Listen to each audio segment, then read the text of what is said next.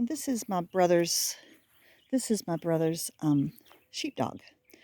And her name is either Juno or Alaska. I'm not sure which one. I wish I could get a closer shot of the sheep. It's pretty hilly here. There's their little sheep barn over there. There's a pretty deep hill. And they're over there. Try to zoom in a little bit. Those are the sheep that my fleeces come from that I get from my brother. And they are due to have baby lambs here in about a week or so, but not quite yet. What do you think about that? You're a good dog.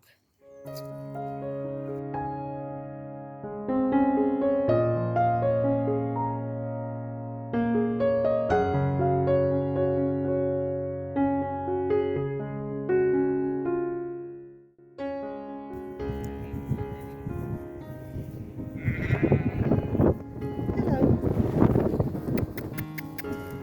Hello. You're such a big fluffy girl. Oh my goodness, look at that beautiful fleece.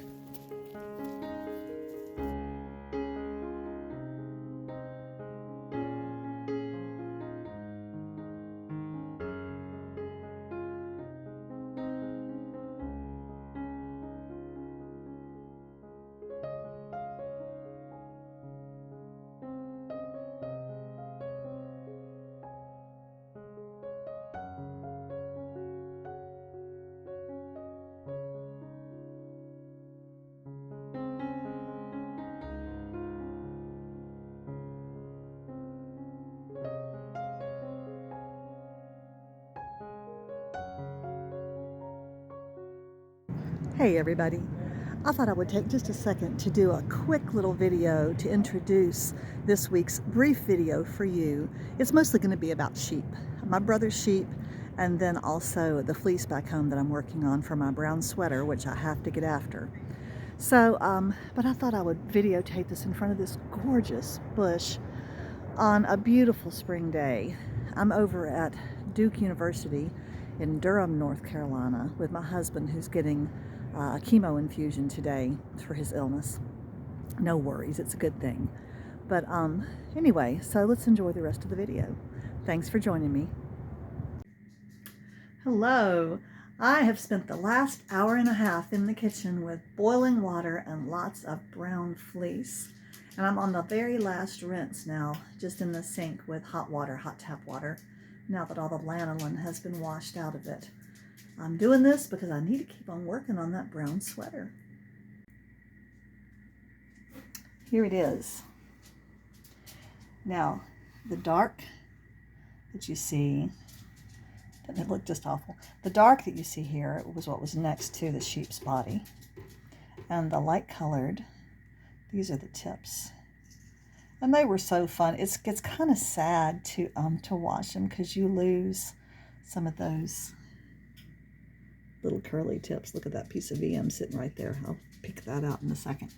There's a lot of that too. But I do think I've done a good job washing it. And of course, when you card it, you lose all those tips too. You could spin it in a more raw state with the tips, but you don't want that for a sweater. At least I don't. So anyway, I am hoping that this is enough to do the rest of the sweater, but boy, I really don't know. But in a little part of an afternoon, I can get a whole lot of yarn. That's pretty good.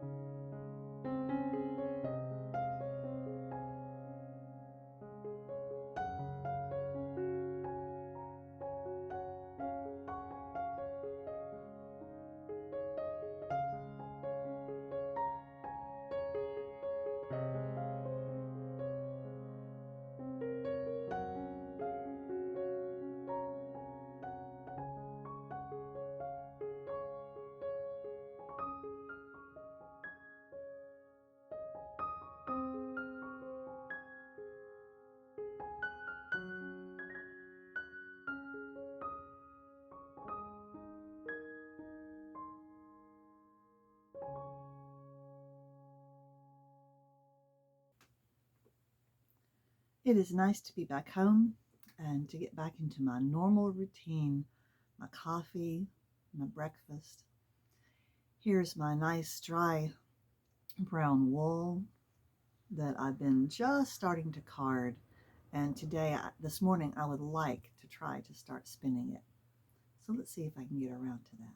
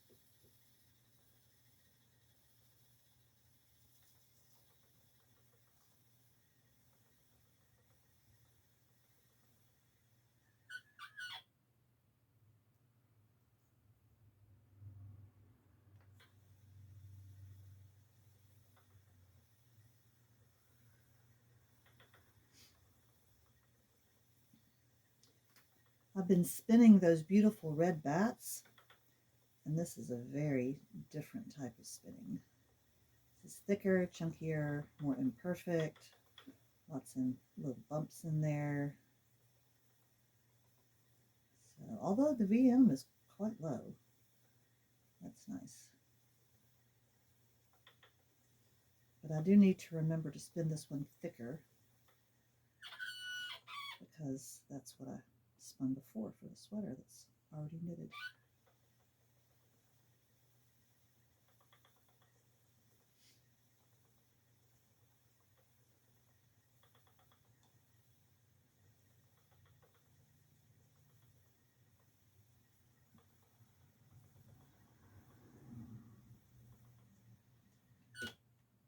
That looks about right.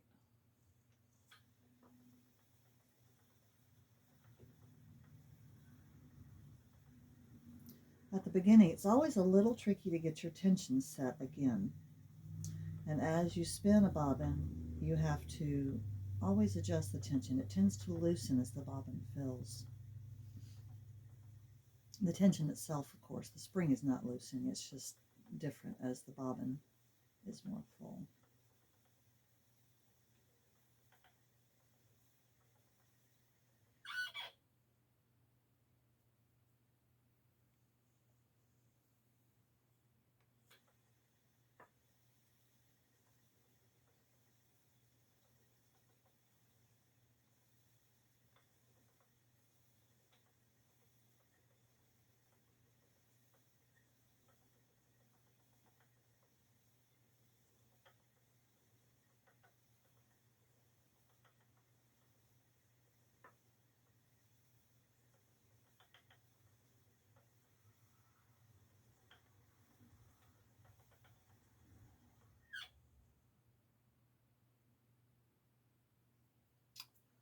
All right, let me show you that close up.